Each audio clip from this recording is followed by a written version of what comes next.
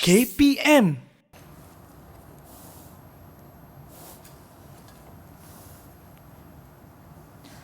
Buruh, nelayan dan juga petani, gaya hidup kini dah berubah. Pakai IT, pakai ekonomi. Oh, terpanjang je. Meriah ni cikgu tanam apa ni? Kacau je. Baru nak masukkan nanas ni. Anak pokok nanas nak tanam. Sebenarnya, ni ada kaitan juga dengan topik kita hari ni yang kita nak teroka. Oh, boleh hidup ke ni cikgu ni? Apa pula tak boleh hidup? Macam-macam Okey. boleh tanam dalam ni. Tapi tanah ni khas untuk kita tanam nanas. Okey. Sebab ada kaitan dengan topik kita hari ni. Okey, jom kita nak belajar sama-sama cikgu. Kita letak sini dulu ya. Okey.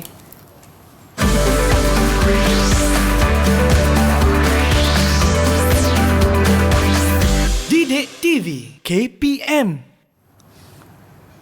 Assalamualaikum dan salam sejahtera. Anda sedang menyaksikan Teroka Didik TV KPM bersama dengan saya Azhar Hilmi. Apa khabar kepada anda semua? Saya harap semua berada dalam keadaan sihat dan sejahtera, dan yang paling penting sekali, sentiasa menjaga kesihatan kita walau di mana pun kita berada. Kalau ada simptom yang kurang sihat, simptom yang tidak baik, cepat-cepat dapatkan khidmat nasihat daripada yang pakar, iaitu doktor. Baik, untuk hari ini kita nak teruskan penerokaan kita. Seperti biasa, masuk je 10 pagi, kita nak teroka mata pelajaran yang baru, ilmu-ilmu yang baru. Dan untuk hari ini, kita nak sama-sama teruskan penerokaan kita untuk mata pelajaran geografi. Kita bersama dengan guru kita, Cikgu Afizah. Assalamualaikum, Cikgu. Assalamualaikum, Azhar. Apa khabar, Cikgu? Sihat, Cikgu? Sihat. Saya nampak tadi cikgu meriah, cikgu bertenaga, bersemangat. Saya pula rasa macam, wah, tak sabar lah. Kan aura cikgu tu lain macam orang kata. Dia kena positif. Positif. Baik cikgu. Bak kata pepatah, cikgu tak kenal maka tak cinta cikgu. Jadi mungkin ada yang nak berkenalan dengan cikgu dengan lebih rapat untuk murid-murid kita di rumah tu cikgu. Mungkin cikgu boleh perkenalkan diri cikgu. Assalamualaikum. Terima kasih Azhar. Assalam. Pagi ni anda semua bersama dengan Cikgu Afizah Mat Khalid dari SMK Tunku Ampuan Najihah, Seremban Negeri Sembilan. Orang Seremban. Orang Seremban, orang Nagori lah cikgu. Nagori. Okey, itu dia. Kita bersama dengan Cikgu Afizah kita untuk mata pelajaran kita geografi ni cikgu. Dan sebenarnya saya pun tak sabar bila sebut pasal geografi ni melibat macam tadilah simbolik kepada apa yang kita lakonkan di awal tadi. Simbolik dengan tanah, pemetaan dan macam-macam lagi lah. Kan benda yang berada. Meja ni pun macam-macam ni. Di sekeliling. Betul cikgu. Macam di depan saya ni cikgu. Bila pusing pam kita boleh nampak negara-negara yang ada di seluruh dunia. Baik cikgu, sebelum kita nak teruskan penerokaan kita ni cikgu, kita nak kena pastikan SOP terjaga. Yang mana saya dan cikgu kami menjaga penjarakan fizikal sekurang-kurangnya 1 meter. Nampak ni. Dan juga kami pakai pelitup muka seperti yang diwajibkan. Dan juga cikgu, kita ada gel pembasmi kuman cikgu untuk kita gunakan. Silakan cikgu. Saya dulu Okey, ini kalau ada di rumah, tidak ada gel pembasmi kuman di rumah, gunakan air dan juga sabun untuk pastikan kebersihan kita terjaga. Okey. Itu dia. Ini sama-sama objektifnya sama, guna air dan juga sabun pun sama juga untuk pastikan kita dapat membasmi kuman ataupun kita dapat menghentikan penularan wabak COVID-19. Baik cikgu. Hari ini saya takkan keseorangan sebagai murid cikgu, yang mana ada rakan-rakan saya yang lain juga nak turut serta juga cikgu. Ramai nak bersama, tetapi kita tak dapat nak bawa semua sekali. Kita hadirkan 6 orang sahaja mewakili seluruh rakan-rakan kita di seluruh Malaysia. Kita nak persilakan mereka untuk masuk ke studio bersama-sama dengan kita. Itu dia. Hai, Assalamualaikum. Apa khabar semua? Sihat ke? Hai. Sihat. Wah, nampak bertenaga jugalah cikgu. Wah, lain macam lah. Murid-murid daripada SMK Tunku Ampuan Najihah Seremban Negeri Sembilan. Ini murid-murid cikgu juga. Ya. Okey, baik cikgu. Kita nak berkenalan dengan murid-murid kita, boleh cikgu? Boleh. Okey, kita mulakan dengan Izzati Ilyani. Mungkin boleh perkenalkan diri, silakan. Hai, nama saya Izzati Ilyani, boleh panggil Izzati. Okey, mungkin kita nak tahulah cita-cita Izzati apa? Izzati nak jadi ahli psikologi. Ahli psikologi. Wah, ini orang yang suka tengok karakter orang ni. Kan dia tengok daripada pemerhatian dia, dia dapat tahu karakter orang ni macam ni. Kita doakan moga dipermudahkan. Terima kasih Zati. Seterusnya Ain Syahira. Silakan. Ain. Assalamualaikum, nama saya Nur Ain. Assalamualaikum warahmatullahi. Boleh panggil saya Ain. Ceria Ain. Mungkin Ain ada cita-cita yang Ain boleh kongsikan dengan kita? Saya nak jadi engineer lah. Jadi apa? Engineer. Oh, engineer. Jurutera, betul? Jurutera. Okey, kita doakan juga moga dipermudahkan. Selalu orang menggambarkan jurutera ni laki cikgu. Perempuan pun boleh jadi. Tidak ramai ada dah terkecuali. perempuan Teruskan jadi engineer. memasang impian dan cita-cita cikgu. Baik. Fatin Najwa mungkin boleh perkenalkan diri, silakan. Hai, nama saya Nur Fatin Najwa, binti Muhammad Fauzi. Boleh panggil Fatin. Baik, Fatin. Cita-cita Fatin? Yang saya ingin menjadi seorang doktor. Doktor. Wah, ini pun bagus. Tugas yang sangat-sangat murni. Terima kasih Fatin. Seterusnya Farzana. Hai, Assalamualaikum. Saya Nur Fazana. Assalamualaikum warahmatullahi. Boleh panggil Fazana. Baik, terima kasih Farzana. Cita-cita awak nak jadi apa Farzana? Saya nak jadi engineer. Engineer jurutera bersama dengan rakan kita sebentar tadilah, Ain Syahira. Baik, kita doakan moga dipermudahkan. Kita dah ada 2 jurutera, kita ada seorang doktor dan juga tadi kita ada ahli psikologi. Baik, seterusnya Farhah Zina, silakan. Farhah. Hai, Assalamualaikum warahmatullahi wabarakatuh. Nama saya Nur Farhah binti Zainal Abu. Boleh panggil Farhah. Cita-cita saya ingin jadi engineer. Wah, juga jurutera. Kita dah ada 3 jurutera cikgu. Okey, baik. Terima kasih Farhah. Seterusnya Syakira, silakan. Hai, Assalamualaikum dan salam sejahtera. Nama saya Nur Syakira Najwa, binti Rasul. Boleh panggil Syakira. Syakira, baik. Cita-cita awak nak jadi apa Syakira? Cita-cita saya nak jadi seorang jururawat.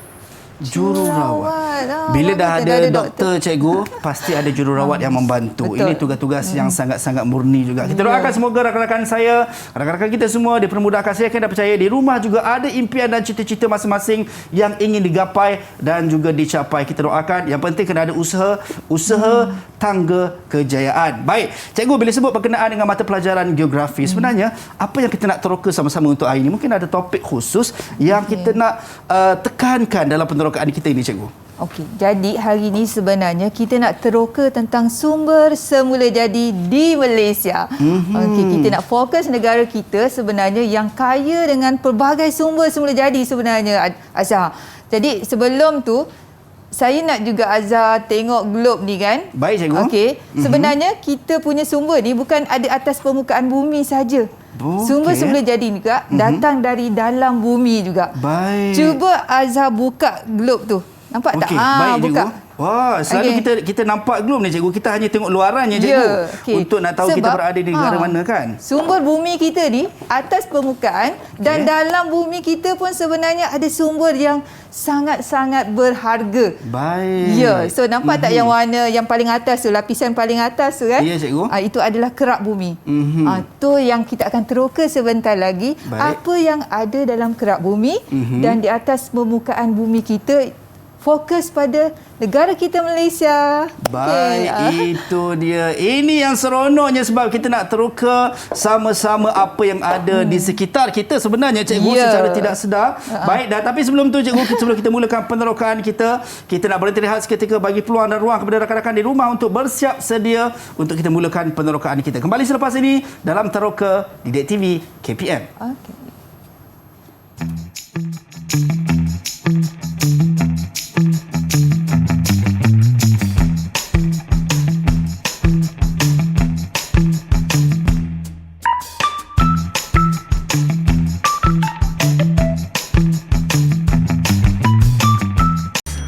Didik TV KPM. Tahukah anda? Empangan hidroelektrik Bakun yang terletak di hulu Sungai Rajang merupakan stesen janakuasa hidroelektrik yang terbesar di Malaysia. Empangan ini mampu menjana 2,400 megawatt tenaga elektrik.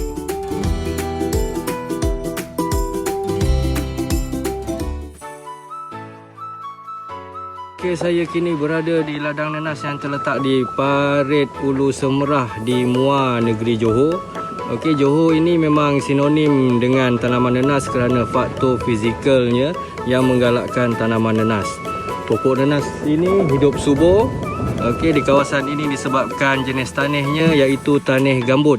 Okey, yang memang sesuai dengan tanaman nanas. Okey, jom kita lihat dari dekat jenis tanah dan buah nanas yang ada di kawasan Parit Hulu Semerah ini. Okey, jom. Okey, jenis tanah dia adalah jenis bertanah gambut. Okey, tengok. Bertanah gambut. Okey, jenis bertanah gambut. Okey, memang sangat sesuai untuk penanaman nanas. Okey. Kita tengok. Ini buah nanas. Ini adalah buah nanas jenis MD2.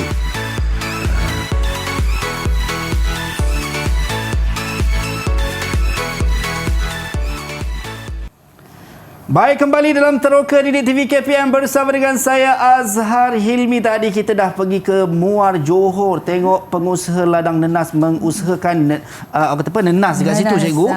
Dan hari ni kita nak teruskan. Tadi cikgu dah tunjukkan sikitlah di awal-awal tadi penanaman nanas. Hampir nak tanam. Hampir nak tanam. Okey. Tapi saya dah bertukar pakai glove ataupun sarung tangan ni cikgu. Sebab memang adakah sesuatu aktiviti yang kita nak lakukan ni cikgu? Memang nak suruh Azhar yang tanam nanas. Sesuai sama dengan pengusaha tadi kan. Okey. Jadi sebelum tu Azhar, sebenarnya kita nak kaitkan topik kita hari ini iaitu sumber semula jadi di Malaysia, iaitu apa yang kita ada dalam bumi kita dan di atas permukaan bumi Malaysia ni sendiri. Yang paling dekat sekali contoh ni, inilah tanah. Tanah ni memang tanah tu satu kawasan yang besar, luas. Okey, tanah ni seperti yang pengusaha tu tadi kata, tanah gambut. Pernah dengar tak Azhar tanah gambut? Saya pernah dengar cikgu. Okay. Waktu zaman tanah belajar dulu, gambut ni memang sangat sesuai untuk tanam nanas. Dan tanah gambut ni banyak terdapat di kawasan negeri Johor. Sebab tu Johor ada pekan nanas. Pernah dengar pekan nanas? Oh, saya tak pernah. Ini pertama kali saya dengar. Pekan nanas tu satu kawasan tempat, tapi kawasan tersebut adalah kawasan penanaman nanas. So ini tanah gambut warna hitam. Ini adalah sumber semula jadi kita. Tanah. Dan dari tanah ni lah, itu yang kita boleh mengusahakan tanaman. Contohnya tanaman nanas. Dan banyak lagi lah tanaman. Cuba Azhar tanam dulu. Nanas tu, cuba kita nak tengok macam boleh, mana cikgu? Cara. So tanaman nanas cikgu, kalau kita tengok dekat nanas dia ada yang kita panggil apa ni cikgu? Pucuk dia. Pucuk nanas ni maksudnya kalau just sekadar cabut kemudian terus tanam dalam tanah. Kita kena biarkan dia berakar dalam seminggu. Maknanya kena rendam dalam air. Kemudian dalam tempoh seminggu tu keluar akar. Nampak tak akar putih-putih ke bawah tu kan? Baru kita boleh tanam di atas tanah gambut tadi. Okey. Baik. So cuba Azhar masukkan. Baik, so maksudnya selepas keluar akar putih macam ni cikgu, anggaran masa yang cikgu berikan adalah 1 minggu. Kita rendam dalam air, dah keluar baru kita masuk ke dalam tanah. Okey, sekarang ni saya masukkan cikgu. Cuba masuk tanam. Manalah tahu lepas ni jadi pengusaha nanas pula kan? Amin. Nanti kalau jadi cikgu saya panggil cikgu datang. Ya, boleh. Okey, baik. So kita masukkan dalam tanah cikgu. Masuk je dalam polybag. So tanah gambut inilah yang akan menyuburkan tanaman nanas kerana tanah ini sangat-sangat sesuai untuk tanaman nanas. Sebenarnya Azhar, bukan semua tanah tu pun sesuai untuk 1-2 tanaman je Azhar. Sebenarnya macam pokok getah, pokok kelapa sawit, tak bolehlah tanah gambut. Baik. Ada tanah lain. Tu yang saya kata dalam kerak bumi kita ni pelbagai sebenarnya. Baik. Baru kita tahu pasal tanah je kan? Betul cikgu. Itu baru satu cikgu. Ya. Tapi Azhar tahu tak, selain daripada tanah-tanah tersebut, ini semua hasil daripada dalam bumi kita juga. Ini kalau kita tengok di sini, ini ada labu kalau sayung. Azhar, berdasarkan pengetahuan Azhar kan, apa asal kejadian labu sayung ni? Labu sayung, saya kurang pasti. Kalau tak pasti, kita tanya murid kita. Okey, jom. Itu. Cikgu, jom kita dah. Saya pun tak sabar juga ni nak tahu. Okey. Baik. Jadi kita nak tahu jenis-jenis sumber yang ada di Malaysia ni sebenarnya boleh dikategorikan sebagai sumber semula jadi, boleh baharu, dan satu lagi sumber semula jadi tidak boleh baharu. Apa dia ada boleh dua, baharu? cikgu. Apa yang tak boleh baharu tu? Okey. Kita tanya rakan-rakan kita kita nak buka kepada sukarela ataupun kita cikgu nak pilih murid-murid untuk menjawab cikgu. Biarlah mereka sukarela nak jawab kan. Baik. Semua murid-murid cikgu daripada Negeri Sembilan ni katanya semua luar biasa cikgu. Hari ni kita nak tengok buktinya. Ikut cikgu dia. Ikut cikgu je. Baik. Mungkin siapa yang sukarela nak menjawab, silakan. Okey, apa beza di antara sumber semula jadi yang boleh baharu dengan tidak boleh baharu? Saya nak jawab. Baik, silakan Farha. Perbezaan antara sumber yang boleh diperbarui dan tidak boleh diperbarui akan membantu kami memahami dengan lebih baik. Sumber yang boleh diperbarui tidak punah dengan mudah dan oleh itu ia bersifat lestari. Sebaliknya, sumber-sumber yang tidak boleh diperbarui ia akan pupus dalam masa jangka yang tertentu jika tiada perancangan untuk mengawal sumber tersebut. Itu perbezaan di antara boleh baharu dan tidak boleh baharu. Okey. Baik, adakah jawapannya betul cikgu? Betul. Bagus. Okey. Tahniah Farha. Baik. So, sumber boleh baharu dengan sumber tak boleh baharu ni sedang cerita yang boleh baharu ni dia tahan lama Azhar. Sampai bila-bila pun dia tidak akan habis. Baik. Okey, dia merupakan sumber semula jadi yang kita boleh gunakan bukan sahaja hari ini, malahan sehinggalah bumi ni hancur rasanya, masih ada sumber tersebut. Itu kita kata jangka masanya cikgu. Okay. Tapi sumber yang tidak boleh baharu ni, dia tak boleh, dia akan habis Azhar. Baik. Kita guna selalu, macam Azhar pun kalau guna selalu pun habis juga kan Azhar. Betul. Kan? Sama juga dengan sumber ni. Dia akan habis bila kita guna dengan berterusan. Baik. Okey, jadi antara sumber-sumber yang ada kat sini, asal kejadiannya, okey, sebenarnya dalam tempoh beberapa tahun akan datang, mungkin kita dah tak jumpa dah labu sayung ni. Betul. Sebab cikgu. sumber tu boleh habis. Dari apa kejadian sumber ini, labu sayung ni, nanti kita dengar murid-murid. Sebab dia dah teroka dah, banyak dah. Berkaitan dengan sumber boleh baharu, dengan sumber yang tidak boleh baharu. Ini tak Acik ni, dia orang teroka tak ajak cikgu. Tak ada. Okey. So Baik. ini sumber boleh baharu. Yang Baik. macam siapa tadi? Farha yang nyatakan. Farha. Tanah, air, hutan, suria. Memang tak boleh habis kan? Betul. Tanah ni tak boleh habis pun. Betul. Jadi kita gunakan sebaik mungkin tanah tersebut untuk mendatangkan balik kita punya manfaat kepada kita dan juga kepada Malaysia sebenarnya. Baik cikgu. Okey. Jadi kita nak teruskan kepada sumber yang boleh baharu ni. Taburan juga. Okey, ada siapa-siapa tak nak cerita pasal taburan hutan kita? Kita banyak jenis hutan tau Azhar. Betul cikgu. Antaranya ada hutan simpan di negeri Pahang yang masih yang tidak diterokai cikgu. Betul tak? Itu antaranya lah. Ya, betul. Okey, baik. Kita nak terus penerokaan kita ni dengan tanya siapa suka rela nak menjawab? Ada siapa nak bercerita pasal sumber hutan?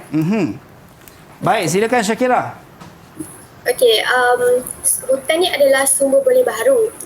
Dekat sini ada beberapa jenis hutan iaitu hutan hujan tropika, hutan paya air tawar, hutan paya air masin, hutan pantai dan hutan gunung. Okey, untuk hutan hujan tropika ni iaitu hutan yang paling banyak dekat Malaysia ni. Contoh lokasinya adalah di bahagian tengah semenanjung Malaysia.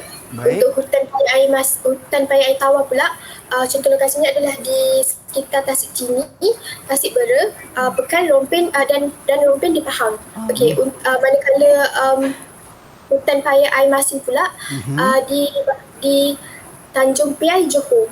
Okey, untuk hutan pantai, contoh lokasinya adalah di Pantai Penarik di Terengganu dan akhir sekali untuk hutan gunung, contoh lokasinya adalah di Gunung Kinabalu di Sabah. Baik, pencerahan yang sangat jelas dan padat. Tapi adakah ianya betul ataupun salah cikgu? Ya, betul. Tapi saya nak juga tanya Azhar, dekat mana lokasi-lokasi yang siapa Izzati tadi sebut? Di luar pantai Terengganu. Bukan luar pantai, maksud saya di kawasan pesisir pantai. Lokasi hutan pantai tadi. Saya akan letakkan tanda cikgu di situ. Cuba letakkan di mana pesisir pantai pesisir pantai Terengganu di sini cikgu. Ui, jauh benar tu. Maksud saya di sini. Sinilah. Sini, sorry. Biasa cikgu dah lama kan? tak merentas negeri cikgu. Dia pergi Kelantan dulu baru pergi Terengganu. Saya nak balik kampung ya. Okey cikgu. Okey, sebab kawasan sebenarnya kawasan hutan pantai ni dia banyak di kawasan pinggir pantai Terengganu tu. Okey, di sekitar sini lah cikgu. Tu dah masuk dalam laut dah tu. Dia pokok tumbuh dekat atas ni. So sebab kawasan pantai Terengganu tu dia banyak kawasan pasir tau. Baik. Dataran pantai yang berpasir dan sangat sesuai dengan tumbuhan-tumbuhan hutan pantai tu. Okey, pokok rut, pokok tapak kuda, Baik. dan macam-macam lagi lah. Kalau hutan gunung, memang kita cadangkan kita pergi ke Gunung Kinabalu. Baik. Macam saya pernah mendaki Gunung Kinabalu. Baik. So jadi saya dapat tengok perbezaan hutan daripada bawah, hutan hujan tropika sampailah ke puncak gunung. Berbeza-beza semua Cikgu hutan tu. mendaki puncak Gunung Kinabalu sampai ke atas, cikgu? Ya, mestilah sampai ke atas. Berapa lama masa, cikgu, jangka masa tu? Okey, mengambil masa dalam 5 jam jugalah daripada bawah untuk sampai ke puncak lah. Baik, itu kita kata di kawasan Sabah, negeri Sabah. Ya. Untuk hutan yang terdapat di sana lah, cikgu. Baik, seterusnya, cikgu. Okey. So kita nak cakap juga pasal sumber air kita. Baik. Tadi pasal hutan kan? Betul. Air juga adalah sumber yang boleh berharu. Dia tak akan habis. Tapi kita nak tanya murid kita, kenapa air berpotensi dimajukan dekat Malaysia ni? Sebab apa kita nak majukan hingga boleh kita jana tenaga elektrik sekarang ni? Yap. So kita tanya murid kita. Baik, Siapa nak siapa jawab? yang nak menjawab persoalan ini? Okey. Okey, baik, silakan. Farzana. Negara kita ni berpotensi untuk menjana tenaga kuasa hidroelektrik ni sebab negara kita menerima hujan yang banyak sepanjang tahun sebanyak 2,600 mm. Sebab itulah Malaysia ni berpotensi untuk memajukan sumber air ni sebab kita mempunyai arus sungai yang deras. Okey. So itu punca dia sebab kita hujan sepanjang tahun. Jadi sungai kita sentiasa berair dan mengalir cantik yang membolehkan kita mengempang sungai tersebut untuk kita jana hidroelektrik. Jadi kuasa hidroelektrik yang kita dapat ni sebenarnya cikgu, daripada sumber air lah. Dan itu kalau kita tengok, cikgu, sebenarnya antara hikmah juga, cikgu, kan? Kalau kita kata kadang-kadang kita rasa hujan yang terlalu banyak ni pun kita rasa alamak, hujan pula kan. Kalau panas kan alamak panas pula. Tapi sebenarnya ada ceritanya. Ada cerita juga sebab sumber boleh berharu ni dia adalah salah satu sumber alternatif untuk kita gunakan. Daripada kita menggunakan petroleum, sebenarnya kita boleh guna air, kita boleh guna tenaga suria, kita boleh guna juga tenaga biomas. Itu semua adalah tenaga-tenaga alternatif yang dapat secara semula jadi. Okey, contoh tenaga suria, kalau kita tengok dalam slide tu, kita ada apa kat atas permukaan air tu? Kita ada solar, cikgu. Bagus, Azhar pandai. Itu adalah panel solar yang kita dapatkan untuk menjana tenaga suria dan akhirnya kita dapat salurkan ke rumah-rumah untuk elektrik kita hari ini. Itu. Tapi ada mungkin murid dah teroka pasal tenaga solar ni. Cuba kita tanya dia. Kalau kita ada kesempatan lagi. Siapa yang nak berkongsi bersama-sama dengan kita pada hari ini berkenaan dengan tenaga solar yang cikgu sebutkan sebentar tadi secara sukarela? Silakan. Farzana lagi. Silakan, Farzana. Iklim kat negara kita ni adalah iklim khatulistiwa. Sebab itulah kita ni berpotensi untuk menjana tenaga solar ni. Terlebih lagi, kedudukan Malaysia ni dia berhampiran dengan khatulistiwa yang menjadikan Malaysia secara semula jadinya menerima cahaya matahari yang banyak. Secara purata, Malaysia menerima sebanyak 6 jam sinaran matahari sehari. Keadaan yang panas pada tahun ini mampu menggiatkan usaha memajukan industri tenaga solar merupakan salah satu tenaga alternatif boleh berharu serta tidak akan habis sehinggalah matahari berada di penghujung hayatnya. Baik. Engineer ke ni tadi? Ini dari jurutera, cikgu. Yang akan menjadi jurutera tak lama mungkin lagi. ada tenaga alternatif lain yang Malaysia boleh juga majukan daripada mungkin bukan solar saja, bukan tenaga air saja. Mungkin ada tenaga lain yang murid-murid cikgu ada teroka dan terjumpa. Apa lagi tenaga semula jadi yang kita boleh majukan di Malaysia ni? Baik, selain daripada tenaga solar tadi, cikgu, dan juga kita kata tadi tenaga alternatif yang ada sekarang ni lah. Baik. Ada. Siapa yang nak menjawab? Fatin? Silakan. Mungkin ada rakan-rakan Fatin Najwa. Silakan, Fatin Najwa. Selain tenaga solar ni, kita boleh gunakan tenaga angin dan tenaga biogeosim. Tenaga angin ni menggunakan kipas. Kipas tu dia akan berhubung ke pejana arus elektrik dan menghasilkan elektrik. Dia akan menyalurkan rumah ke rumah. Untuk biogeosim, bahan buangan haiwan tu boleh digunakan sebagai baja dan bahan api.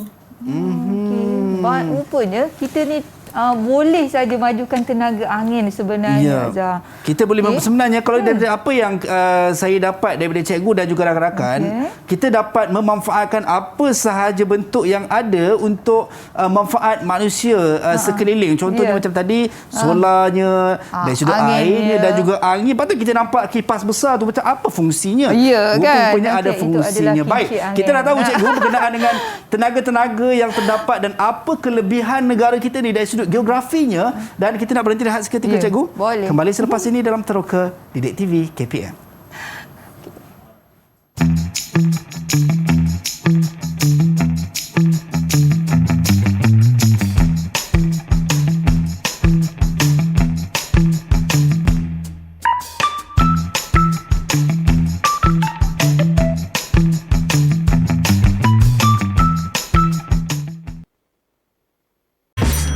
Didik TV KPM. Tahukah anda? Malaysia mengalami iklim khatulistiwa yang panas dan lembap sepanjang tahun. Justru menyebabkan Malaysia menerima jumlah hujan kira-kira 2,600 mm setahun.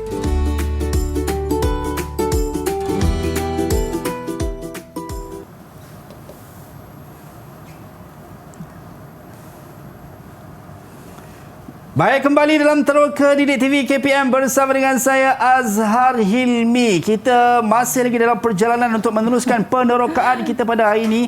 Daripada awal tadi cikgu kita dah tahu berkenaan dengan industri-industri yang ada di negara kita dalam menghasilkan bahan-bahan, contohnya macam industri elektrik tadi, menggunakan tenaga solar dan sebagainya. Baik cikgu, kita nak teruskan penerokaan kita cikgu. Silakan. Okey Azhar, tadi kan Azhar dah tanam nanas tadi kan. Okey, kita ambil jangkaan masa dalam setahun dia dah berbuah. Baik. Kemana perginya sumber bahan mentah tersebut, nanas tu, kemana perginya agaknya? Baik, okay. Selalunya kalau setakat yang saya tahu cikgu, mungkin orang pasarkan nanas ini di pasar-pasar, di market menjual secara dengan buah tu sendirilah. Ataupun kalau kata dulu saya selalu kalau balik kampung cikgu, saya akan singgah di Bukit Gantang untuk beli buah. So buah nanas antara buah kegemaran saya cikgu untuk makan. Rezeki hari ni nanas. Baik. Okey, jadi itulah sebenarnya saya nak menyentuh bahawa tanah tu menjadi sumber sokongan kepada pelbagai jenis tanaman termasuklah nanas. Baik. Yang akhirnya daripada bahan mentah nanas tersebut kita bawa kepada industri-industri sokongan ni. Baik. Jadi nanas ni sebagai bahan ataupun bahan mentah sokongan untuk industri hiliran. Itu yang akan ada produk-produk yang pelbagai. Baik. Makanan nanas dalam tin, tart nanas macam ni kan. Nanas potong kalau penjual di tepi-tepi jalan kan, jus nanas dan sebagainya. Dan selalu cikgu kalau saya makan ikan siakap 3 rasa, cikgu ada nanas juga dalam tu cikgu. Jadi dia menjadi bahan sokongan untuk industri-industri hiliran ni. Okey, tapi sebelum tu saya nak juga sentuh barang-barang yang ni. Baik. Dari mana asal kejadiannya tadi kan? Apa bahan mentah yang digunakan untuk membuat botol kaca? Okey. Bahan mentah untuk mengkuang, labu sayur dan tin. Baik. Okey, kalau kita nak tahu bahan asas ni dari mana? Saya tahu cikgu, kita nak tanya murid-murid kita cikgu. Okey, awal lagi sebab mereka pun yang dah senyum cikgu. Alamak, ni mesti nak tanya ni, mesti nak tanya. Mereka yang teroka. Dari mana kejadian? Mungkin kita nak tanya apa kejadian tin ni? Tin tersebut. Baik. Sumber apa? Baik, siapa secara sukarela nak menjawab persoalan yang dilontarkan oleh Cikgu Afizah kita? Okey. Boleh angkat tangan? Okey, Izzati Iliani, silakan. Tin ataupun aluminium ni diperbuat daripada bauksit yang merupakan salah satu sumber mineral logam. Selain bauksit, banyak lagi sumber mineral logam macam puhum, biji besi, biji emas dan emas. Emas. Secara umumnya kita tahu yang sumber mineral ni terbagi pada 2, logam dan bukan logam. Baik. Okey. Contoh hasil dari sumber bahan bukan logam dapat dilihat dengan barang berplastik seperti plastik ataupun labu sayung yang cikgu ada bawa tadi. Baik. Okey. Okey, itu jawapan daripada Izzati, cikgu. Adakah betul Izzati tu dia nak menyentuh berkaitan dengan mineral sebenarnya. Okey, daripada sumber mineral kita ada dua jenis sebenarnya, Azhar. Mineral logam dan mineral bukan logam. Baik. Okey, yang logam maknanya yang keras lah. Seperti yang disebut tadi, salah satu emas. Yep. Perempuan kalau dengar emas, emas. Kan? Okey, emas ni adalah mineral logam yang kita jumpa dari dalam bumi kita. Baik. Okey, selain daripada emas, emas, kita juga ada bauksit. Tadi dengar bauksit kan? Baik. Inilah sebenarnya gunanya untuk bekas-bekas tin. Tin ni semuanya daripada sumber bahan asas kita adalah bauksit. Okey, kalau labu sayung tu daripada kaolin. Baik. Kaolin maksudnya adalah mineral bukan logam lah, cikgu. Bukan logam. Okey, selain yang paling kita senang ingat bukan logam ni, petroleum lah. Baik. Itu yang memang hari-hari kita gunakan, cikgu. Jadi mungkin murid kita ada juga berkaitan dengan petroleum ni. Dia jadi bahan mentah untuk industri apa pula? Sebab tadi kita bercakap pasal industri hiliran daripada produk nenas. Betul. Mungkin ada daripada petroleum atau apa. Mungkin ada murid-murid nak beritahu. Baik. Apa lagi industri hiliran yang menggunakan bahan mentah mineral ni? Baik, siapa boleh bantu untuk perjelaskan? Saya rasa kurang jelas berkenaan dengan apa yang cikgu sebutkan tadi. Itulah cikgu. So kita nak jelaskan dengan rakan murid kita. Mungkin siapa yang nak berkongsi? Izzati. Okey, Izzati juga. Okey, silakan Izzati. Bagus murid-murid cikgu. Industri hiliran untuk petroleum merupakan industri petrokimia yang di mana diorang ni buat bahan-bahan yang berplastik, macam plastik sampah ataupun kursi plastik. Okey, maknanya petroleum tu bukan kita isi minyak dan kereta saja, tetapi digunakan dalam pelbagai industri petrokimia. Baik. Okey, contoh macam plastik lah tadi. Selain daripada tu cat, industri kosmetik pun sama sebenarnya. Gincu kita, blusher, kita punya maskara, bahan asas dia adalah petroleum juga sebenarnya. Itu termasuk eyeshadow. Ya, semua-semua dia lah. Okey. Nampak tak? Selalu orang ingat petroleum ni bahan bakar je. Sebenarnya banyak kegunaan dia. Sebab itulah petroleum digelar sebagai emas hitam. Kerana nilai dia yang tinggi tu yang akhirnya menyumbang kepada pendapatan negara. Ya, itu. Saya pun baru tahu juga, cikgu, yang mana bukan sekadar untuk menjadi bahan bakar kenderaan sahaja, tetapi juga boleh digunakan untuk plastik. Menghasilkan plastik ataupun mengembangkan lagi melalui industri-industri yang lain, cikgu. Okey, jadi kepentingan dia bukan sekadar bahan asas untuk industri hiliran, tetapi dia ada kepentingan lain juga sumber kita ni. Okey, mungkin ada penerangan daripada rakan-rakan kita. Baik. Tadi sebut sebagai sumber bahan mentah. So ada kepentingan lain mungkin.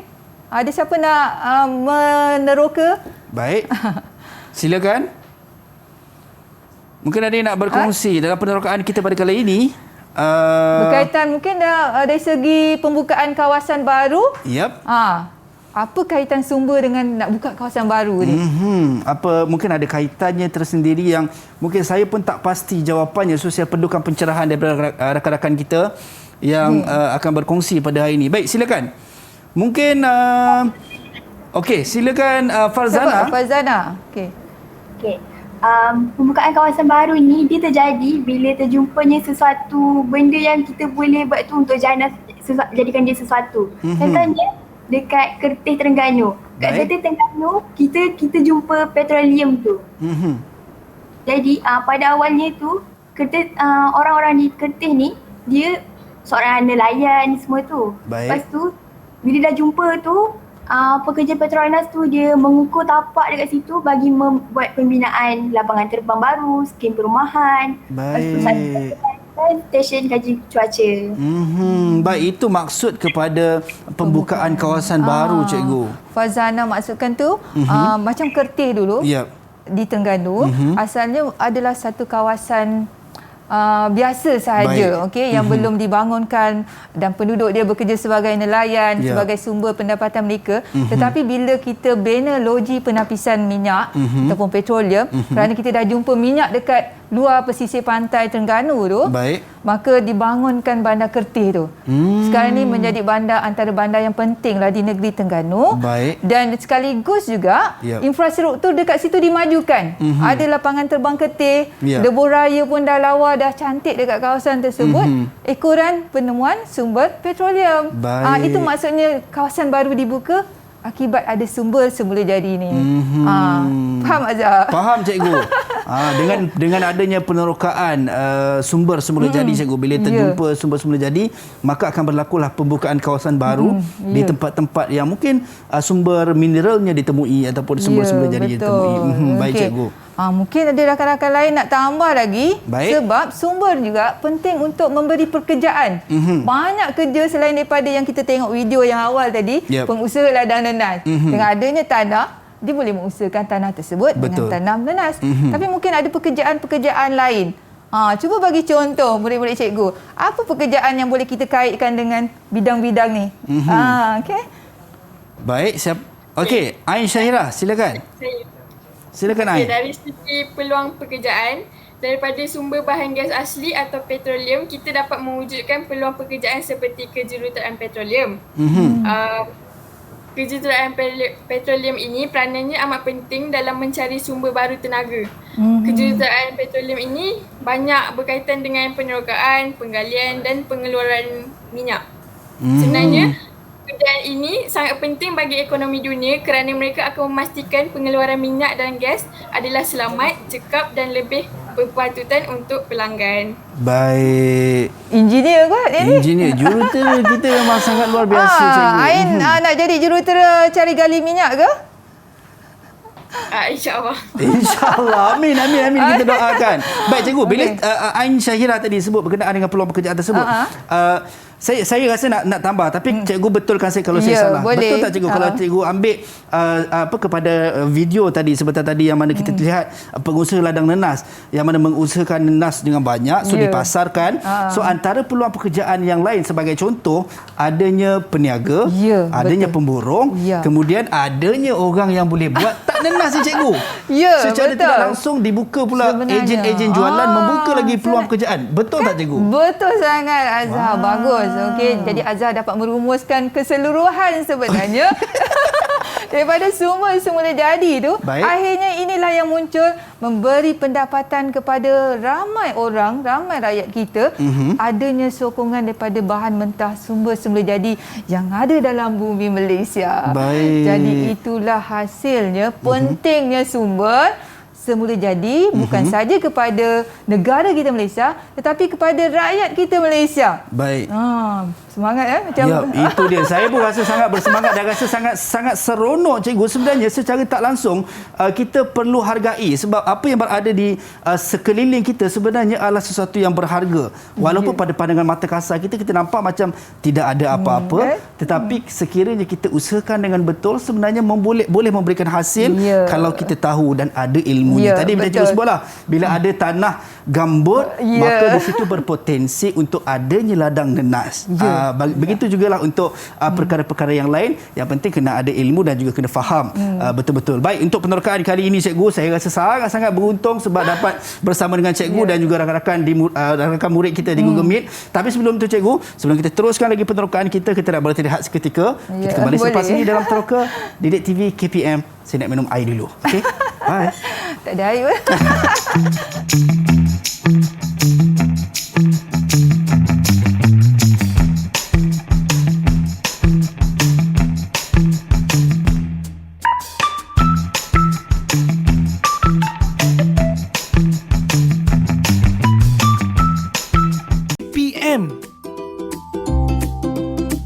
Tahukah anda? Petroleum menjadi bahan asas yang digunakan untuk menghasilkan bahan kimia dalam industri petrokimia seperti pembuatan tekstil, pewangi, bahan plastik, kosmetik, getah tiruan, racun serangga, bahan pencuci, pelincir dan banyak lagi.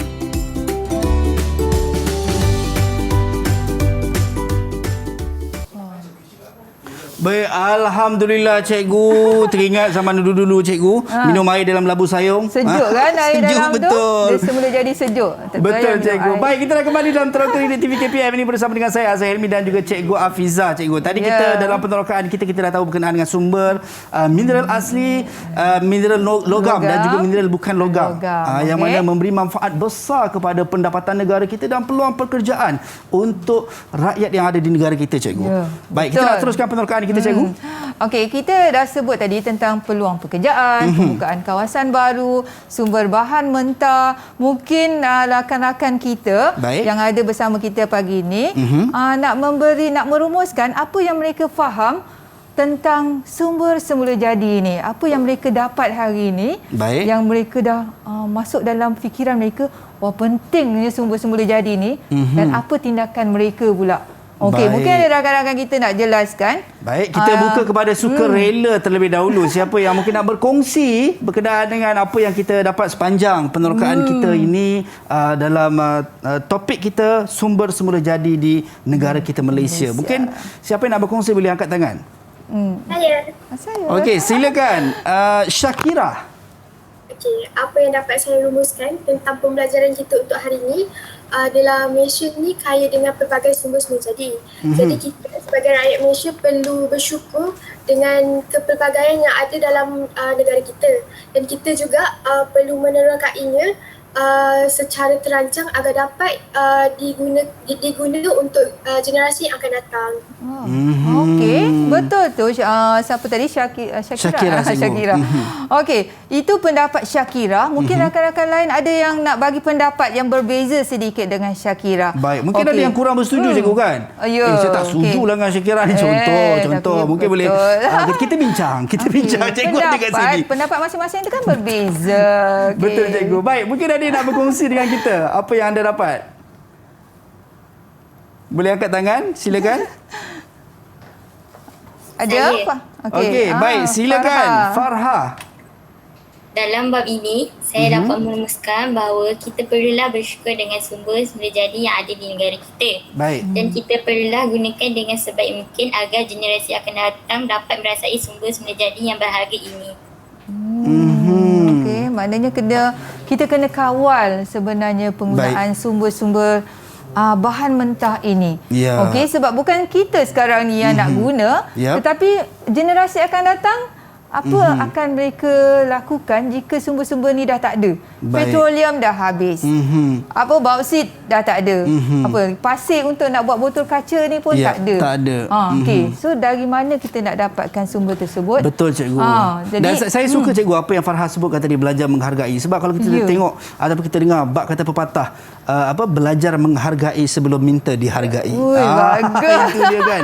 Kita nak dihargai tapi kita tak pernah menghargai alam yang ada di negara kita. Betul. Okey, apa saja yang ada di muka bumi Malaysia ni kita patut hargai dan kita patut jaga dan kita simpan. Kalau dia adalah sumber yang boleh habis, maka dengan itu kita rakyat Malaysia, bukan saja Azhar ataupun saya kat sini, dan di luar sana, murid-murid, siapa saja di luar sana, supaya kita mengawal penggunaan sumber yang tidak boleh baharu ni, supaya dia tidak akan habis dalam waktu yang terdekat. Okey, tidak ada masalah untuk sumber yang boleh baharu sebab dia itu berterusan.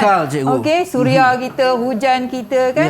Jadi itu tak ada masalah. Tapi kita pun kena kontrol ataupun kawal penggunaan sumber yang tidak boleh baharu ni. Sebab kita takut khawatir generasi akan datang tak dapat rasa apa yang kita rasa hari ini.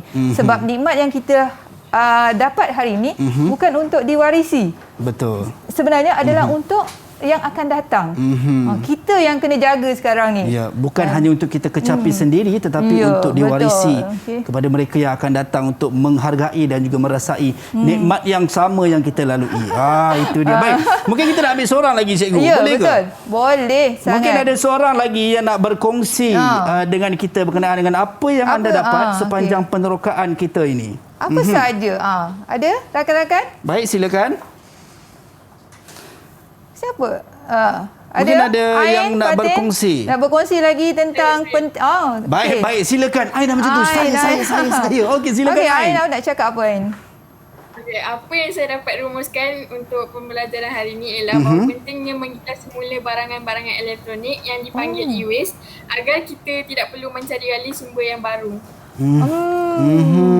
Dia cakap pasal kita semula. Ya, ini dari sudut pandang yang berbeza. Ya, cikgu. betul. Bagus Ain. Itu salah satu cara bagaimana kita nak mengurangkan penggunaan sumber kita dengan kita mengitar semula. Baik, itu yang Jadi sepatutnya kita lakukan dan betul. secara tidak langsung kita tidak berlakunya pembaziran dan juga pencemaran alam sekitar. Ya, bagus, Kita betul. dapat mendorong ataupun kita kata apa kita kata, saya tak jumpa istilahnya. Kan? Tapi yang poin yang saya nak sampaikan adalah tidak berlakunya pembaziran dan juga kita dapat memanfaatkan semula lah. Baik cikgu. Mungkin sedar tak sedar sebenarnya kita dah nak sampai ke penghujung rancangan kita dalam Teroka Didik TV KPM. Penerokaan kita hampir mendarat. Dan mungkin cikgu ada rumusannya berkenaan dengan apa yang kita bincangkan, yang kita teroka sama-sama daripada awal sampailah sekarang cikgu. Jadi hari ini kita dah dapat satu ilmu yang baru berkaitan dengan sumber dan kita dapat sekarang ni Azhar pun dah tahu betapa pentingnya, betapa berharganya sumber-sumber semula jadi ini, baik yang belum boleh baharu ataupun yang tidak boleh baharu, bahawa dia memberi manfaat bukan kepada seorang dua tetapi kepada satu Malaysia ini. Okey, pelbagai industri yang boleh dijalankan daripada sumber asas ini. Okey, jadi kita sebagai rakyat Malaysia, kita kena bersyukur atas apa yang kita ada. Kita kena hargai atas apa yang kita miliki. Jadi dia sebenarnya ada kaitan juga dengan Hari Malaysia kita. Jadi sebagai rakyat Malaysia yang di luar sana pun mesti bersyukur dengan apa yang kita miliki sekarang ini. Okey. Sebab kita nak sambut Hari Malaysia pada 16 September ini. Jadi cikgu sangat berharap kepada rakyat yang berada di luar sana, murid-murid yang ada di sini, hargailah apa yang kita ada dan bersyukurlah apa yang kita miliki sekarang. Baik, itu dia cikgu. Saya sangat terharu dan juga kagum dengan apa yang cikgu sebutkan sebentar tadi. Saya nak ucapkan jutaan terima kasih kepada Cikgu Hafizah Ahmad Khalid daripada SMK Tunku Ampuan Najihah Seremban Negeri Sembilan dan juga rakan-rakan saya daripada Sekolah Menengah Kebangsaan Tunku Ampuan Najihah Seremban Negeri Sembilan. Juga anda semua yang berada di rumah yang saya kena percaya semua mengikut penerokaan kita dari jam 10 pagi tadi sampailah sekarang. Dan apa yang cikgu sebut sebenarnya secara tidak langsung dapat terus menanam rasa cinta, rasa sayang, rasa kasih kita kepada negara kita Malaysia. Kerana Allah bagi banyak sangat rezeki-rezeki, nikmat-nikmat yang ada yang tak mampu kita capai di akal kita dan kena dengan Hari Malaysia 16 September yang mana pembentukan negara kita. Jadi sewajibnya untuk kita terus menghargai, mencintai, menjaga perpaduan dan yang paling penting kita terus menjaga kedaulatan negara kita. Bab kata pepatah dalam pepatah Arab ada sebut cikgu, hubbul watan, yang mana kita nak kena terus cintakan tanah air kita. Itu yang paling perlu kita jaga. Tidak ada orang kata apa, kalau bukan kita yang nak jaga, siapa lagi cikgu? Orang lain tidak akan jaga negara kita melainkan diri kita sendiri. Baik. Dan sebagai akhir kata cikgu, kejap saja lagi kita akan dihiburkan. Dihiburkan je. Kita akan bersama-sama cikgu sebagai tanda semangat, cintakan negara kita, semangat patriotikkan negara kita. Kita akan nyanyikan lagu patriotik bersama-sama sekejap lagi dan sampai di sini saja penerokaan bersama dengan saya. Sebentar lagi anda akan meneroka bersama dengan Eli Arifin. Sampai berjumpa lagi. Assalamualaikum dan salam sejahtera.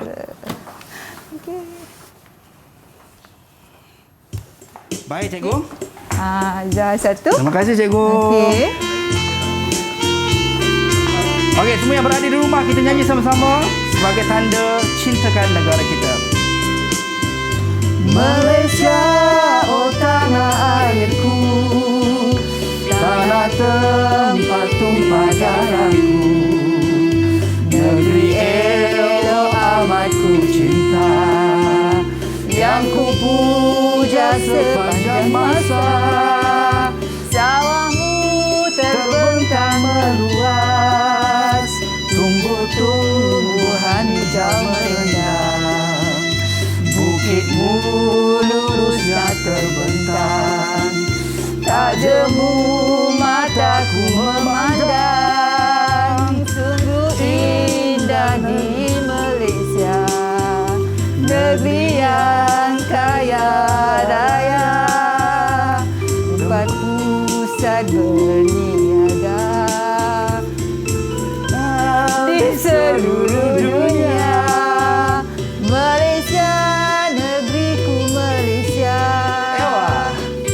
dekat tinggalan moyangku,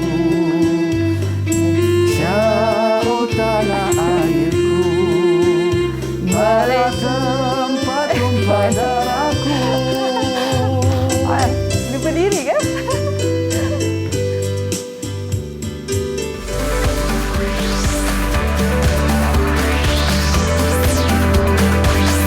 Didik TV KPM